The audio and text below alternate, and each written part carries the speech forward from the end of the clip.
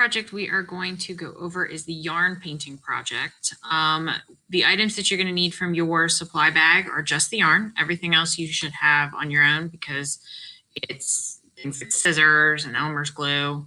For this project, I require that you find some small object to cover with your yarn painting, something three-dimensional, like a tissue box or a plastic container, or I've had people do wine bottles, jars, anything small. I don't want to get anything larger than like probably a cantaloupe size, maybe a cup, something smaller than that.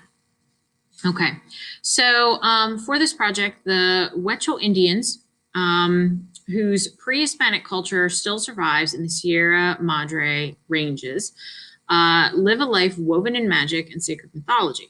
Believing themselves to be a part of the creation which entertains the gods, Huechels are sustained by their earthly representations, corn, peyote, and the deer, thus symbolically renewing their divinity daily. These women and men keep alive the ancient traditions which remain a precarious reality for the indigenous people still relatively unaffected by Western civilizations. But encroaching paper mills, airstrips, and government forces are rapidly altering this.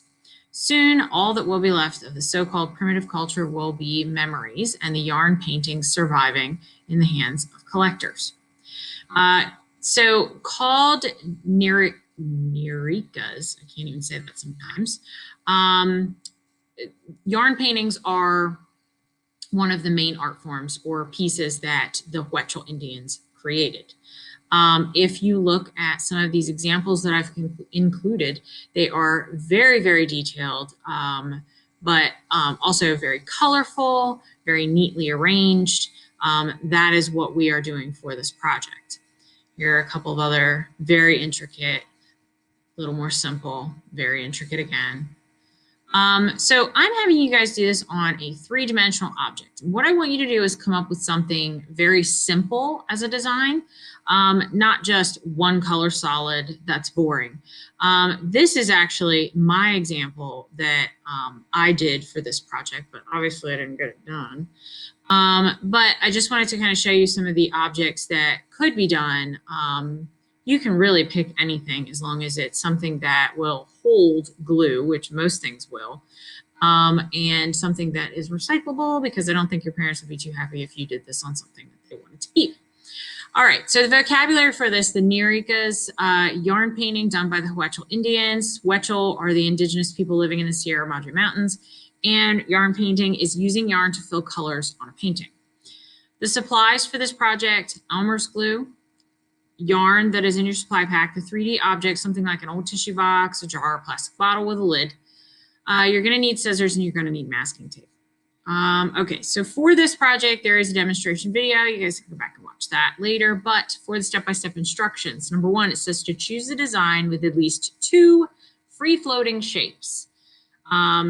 So for mine, my free-floating shapes were circles and stars. For you, and you don't have to repeat that more than twice, as long as you have 2 free-floating shapes. Number 2, begin at the edge of your shape. Let's see, put a glue line down on like the edge of that shape somewhere. It doesn't matter, probably about 1 inch long, okay? Put the glue line down and wait for it to get tacky. Wait about 5 to 10 minutes once you put that glue on there. And you want to put a healthy amount on there, but not so much that it's like a puddle. Place a small piece on the glued area and let it sit until it's dry. The idea is you're putting the glue down on the spot and then letting it sit so that it will stay.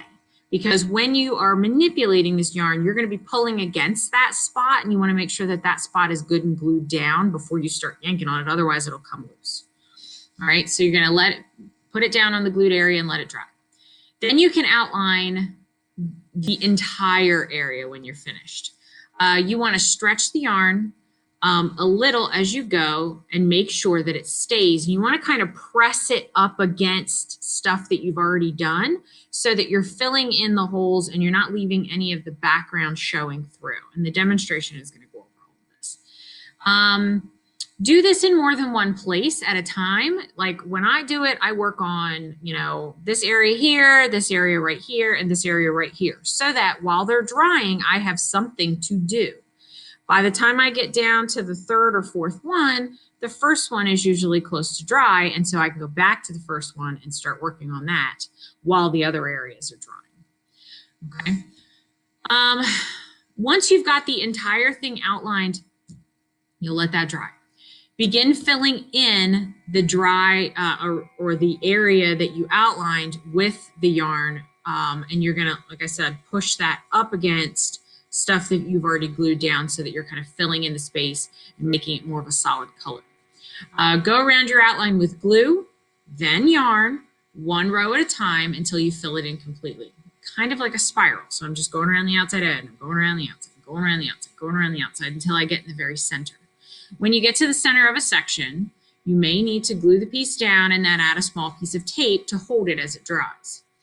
And the next day you can come back and peel the tape off and it should be dry. Do the entire piece this way. Make sure the yarn lines are close together and that the original object color is not noticeable. Once the piece is completed, let it dry, fill out a critique sheet. I am going to be grading you on your design, which is 25 points. Your color choices, which are 10 points, your coverage, meaning how well you covered the space, and so I can't see, like I said, the original color of the object, so that's 25 points. 20 points for craftsmanship, because this project is very much all about craftsmanship. Creativity, 10 points, and your critique at the end is 10 points. Submitting your project, you're going to write your name on a slip of paper, and you are going to fold it in half like a little tent. So write my name on it, fold it in half, making a little tent that I can then sit down on the table and it'll be propped up with my name on it. I'm going to sit that little tent next to your project, photograph it from 3 angles. I want to see like the side, the top, and maybe another side. Upload those 3 photos in your critique to Google Classroom when you're all finished.